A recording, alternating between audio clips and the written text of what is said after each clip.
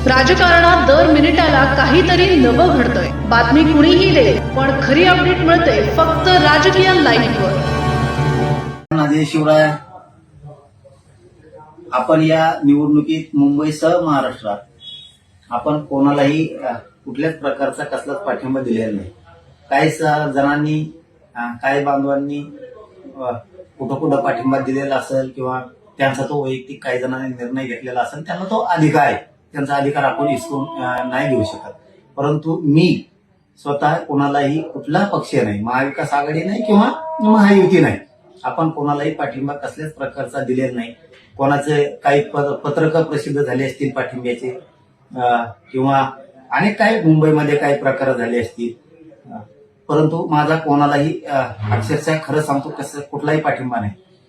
पूर्वीचे कधीचे काळीचे तरी कुठले व्हिडिओ काढलेत आणि त्या माध्यमातून कुठंतरी ते व्हायरल केले जातात, अशी काहीतरी एक माहिती मिळाली। म्हणून एक माझी सगळ्यांना नम्रपणे विनंती की आमचा कोणालाही कसलाही पाठिंबा नाही। कोणाचं काही पत्रक कोणी काढलं असून पाठिंब्याचं, त्या पत्रकाबद्दल सुद्धा ते त्यांचा वैयक्तिक अधिकार आहे, तो त्यांचा वैयक्तिक निर्णय।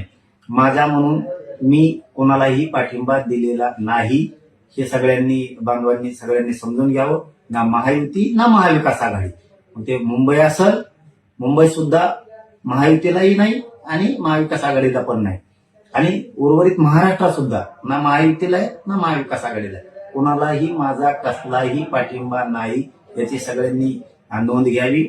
चळवळीत असणाऱ्या पोरांना मात्र सगळ्यांनी लक्ष ठेवलं पाहिजे, आणि मराठा समाजाला विरोध करणारे, मराठा समाजाच्या आरक्षणाला विरोध करणारे ते जर कुठं कुणी उभे असतील तर त्यांना मात्र मराठा समाजाने कधीही सहकार्य करू नये।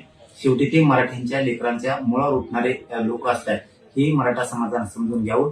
पुन्हा पुन्हा एकदा तेच सांगतो की पूर्वीच्या कधीच्या क्लिप बाहेर काढून ते आता व्हायरल करून पाठिंबा असं जर कोणी म्हणत असेल तर ते चुकीचं आहे।